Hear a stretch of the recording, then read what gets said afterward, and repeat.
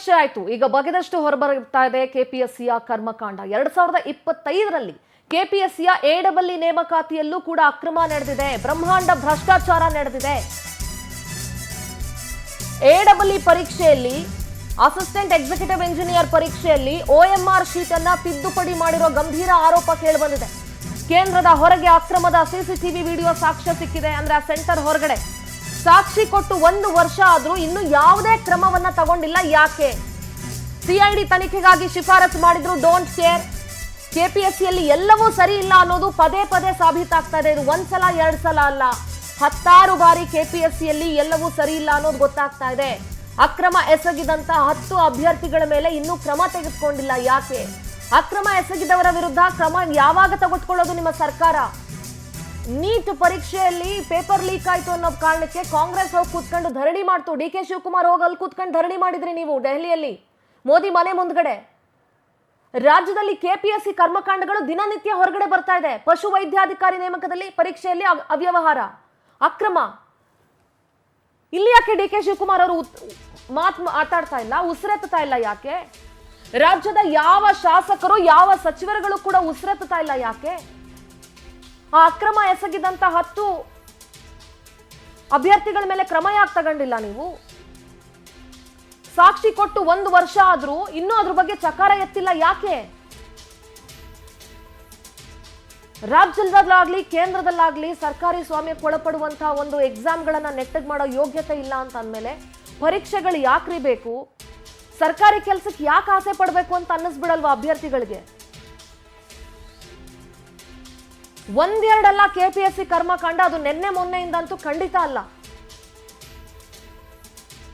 ಪ್ರತಿನಿಧಿ ಶಶಿಧರ್ ನೇರ ಸಂಪರ್ಕದಲ್ಲಿ ಜಾಯ್ನ್ ಆಗ್ತಾ ಇದ್ದಾರೆ. ಶಶಿಧರ್, ಬಗೆದಷ್ಟು ಕೂಡ ಕೆಪಿಎಸ್ಸಿಯ ಕರ್ಮಕಾಂಡಗಳು ಹೊರಗಡೆ ಬರ್ತಾ ಇದೆ.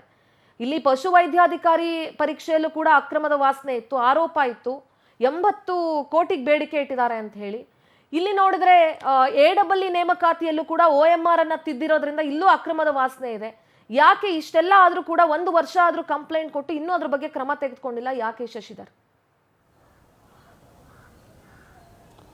ಸುಂದರ, ಎಲ್ಲ ಒಂದ್ ಕಡೆ ಸರ್ಕಾರದ ಕೆಲಸ ದೇವರ ಕೆಲಸ ಅಂತ ಹೇಳ್ತಾರೆ. ಆದ್ರೆ ಇವತ್ತು ಹಣ ಕೊಟ್ಟಿಲ್ಲ ಅಂದ್ರೆ ದೇವ್ರು ಕೂಡ ವರ ಕೊಡೋದಿಲ್ಲ ಅನ್ನೋ ಮಟ್ಟಿಗೆ ಕೆಪಿಎಸ್ಸಿ ಬಂದು ತಲುಪಿದೆ. ಯಾಕಂತಂದ್ರೆ ಅಲ್ಲಿ ಅಧ್ಯಕ್ಷರನ್ನ ನೇಮಕ ಮಾಡಬೇಕಾದ್ರೂ ಸದಸ್ಯರನ್ನ ನೇಮಕ ಮಾಡಬೇಕಾದ್ರೂ ಕೂಡ ಹಣದ ಲಾಬಿಯನ್ನು ಇಟ್ಕೊಂಡೆ ಅವರು ಬಂದಿರ್ತಾರೆ. ಹೀಗಾಗಿ ಯಾವುದೇ ಪೋಸ್ಟಿಂಗ್ಗಳನ್ನ ಕಾಲ್ಫಾರ್ ಮಾಡಿದ್ರು ಕೂಡ, ಏನು ಪೊಲೀಸ್ ಕಾನ್ಸ್ಟೇಬಲ್ ಆಗಿರ್ಬೋದು, PSI ಆಗಿರ್ಬೋದು, ಅದೇ ರೀತಿಯಲ್ಲಿ ಕೂಡ SDA, FDA, KS ಆಗಿರ್ಬೋದು, PDO, CDPO, ಯಾವುದೇ ಪರೀಕ್ಷೆ ನಡೆದ್ರು ಕೂಡ ಪ್ರತಿ ಬಾರಿ ಕೂಡ ಏನು 1 to 1 ಅನ್ನ ಕರೀತಾರೆ. ಅದೇ ರೀತಿಯಲ್ಲೂ ಕೂಡ ಒಂದಷ್ಟು ಪೇಪರ್ ಲೀಕ್ ಅನ್ನ ಮಾಡ್ತಾರೆ, ಇಲ್ಲ OMR ಸೀಟ್ಗಳನ್ನೇ ಬದಲಾಯಿಸೋದು. ಇದು ಒಂದು ರೀತಿಯಾಗಿ ಪದ್ಧತಿಯಾಗಿ ಬಂದ್ಬಿಟ್ಟಿದೆ ಕೆಪಿಎಸ್ಸಿಯಲ್ಲಿ.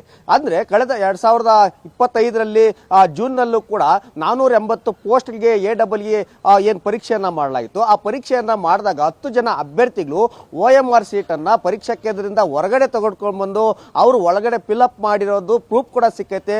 ಆಗ್ಲೂ ಕೂಡ ಪೇಪರ್ ಕೂಡ ಲೀಕ್ ಆಗಿದೆ ಮತ್ತೆ ಅಕ್ರಮ ಆಗಿದೆ ಅಂತ ಹೇಳ್ಬಿಟ್ಟು ಸಾಕಷ್ಟು ದೂರು ಕೂಡ ಬಂದಿತ್ತು. ಆಗ ಕೂಡ ಒಂದು ಕಮಿಟಿಯನ್ನ ರಚನೆ ಮಾಡಿ ತನಿಖೆಯನ್ನ ಮಾಡಿ ಆ ಇಡೀ ಪ್ರಕರಣವನ್ನ CIDಗೆ ಹಸ್ತಾಂತರ ಮಾಡಿದ್ರು. CID ಕೂಡ ವರದಿಯನ್ನು ಕೂಡ ಕೊಟ್ಟಿತ್ತು. ಆದ್ರೆ ಆ 10 ಜನ ಅಭ್ಯರ್ಥಿಗಳ ವಿರುದ್ಧ ಇದುವರೆಗೆ ಯಾವುದೇ ರೀತಿಯಾದ ಕೂಡ ಕ್ರಮವನ್ನು ಕೂಡ ತೆಗೆದುಕೊಂಡಿಲ್ಲ. ಅದರ ವಿರುದ್ಧ ಯಾವುದೇ ರೀತಿಯಲ್ಲೂ ಕೂಡ ತನಿಖೆಯನ್ನು ಕೂಡ ಮಾಡಲಿಲ್ಲ. ಆದ್ರೂ ಕೂಡ ನೇಮಕಾತಿಯನ್ನು ಕೂಡ ಮಾಡಿದ್ದೇ ಆಗೋಯ್ತು ಅನ್ನೋ ಮಟ್ಟಕ್ಕೆ ಇವತ್ತಾಗಿದೆ. ಈಗ ಸದ್ಯಕ್ಕೆ 400 ಪೋಸ್ಟ್ಗಳಲ್ಲಿ ವೈದ್ಯಕೀಯ ಏನು ಪಶು ವೈದ್ಯಕೀಯ ಪೋಸ್ಟ್ಗಳಲ್ಲಿ ಅಲ್ಲಿ ಕೂಡ ಅಕ್ರಮವಾಗಿರೋದು 80 ಲಕ್ಷಕ್ಕೆ ಡೀಲ್ ಕುದಿಸೋದು ಬಂದಿದೆ. ಈಗ ಅದಕ್ಕೂ ಕೂಡ ಆಂತರಿಕ ತನಿಖಾ ಸಮಿತಿಯನ್ನ ಉಪಸಮಿತಿಯನ್ನ ರಚನೆಯನ್ನ ಮಾಡಿ 7 ದಿನಗಳೊಳಗೆ ವರದಿ ಕೊಡಬೇಕು ಅಂತ ಈಗ ಕಮಿಟಿಯನ್ನ ರಚನೆ ಮಾಡಿದರೆ ಆ ವರದಿ ಬಂದ ನಂತರ ವಾಟ್ ನೆಕ್ಸ್ಟ್ ಅನ್ನೋದು ಕೂಡ ಪ್ರಶ್ನೆ ಆಗಿದೆ. ಈಗ ಸದ್ಯಕ್ಕೆ ಅಂತಿಮ ಪಟ್ಟಿಯನ್ನ ಬಿಟ್ಟಿದ್ದಾರೆ. ಸದ್ಯಕ್ಕೆ ತಾತ್ಕಾಲಿಕವಾಗಿ ಅವರು ತಡೆ ಹಿಡಿದಿದ್ದಾರೆ. ಆದ್ರೆ ನೆಕ್ಸ್ಟ್ ಅವರನ್ನೇ ಮತ್ತೆ ಸೇರ್ಪಡೆ ಮಾಡ್ತಾರೆ, ಯಾರನ್ನ ಒಬ್ಬರನ್ನ ಕೈ ಬಿಟ್ಟು ಮತ್ತೆ ಅದರಲ್ಲಿದ್ದಂಥವ್ರನ್ನೇ ಮುಂದುವರಿಸ್ತಾರೆ ಅಂತ ಹೇಳ್ಬಿಟ್ಟು ಸಾಕಷ್ಟು ಗಂಭೀರವಾದಂತಹ ಆರೋಪಗಳು ಕೆಪಿಎಸ್ಸಿ ಮೇಲೆ ಬರ್ತದೆ. ಹೀಗಾಗಿ ಇನ್ನು ಮುಂದಾದ್ರೂ ಕೂಡ ಈ ರೀತಿಯಂತ ಗಂಭೀರ ಆರೋಪಗಳಿಗೆ ಫುಲ್ ಸ್ಟಾಪ್ ಇಡುವಂತ ಕೆಲಸವನ್ನ ಕೆಪಿಎಸ್ಸಿ ಮಾಡಬೇಕಿದೆ. Sindhura. All right Shashidhar, thank you ನಿಮ್ಮೆಲ್ಲ ಡೀಟೇಲ್ಸ್ಗಾಗಿ.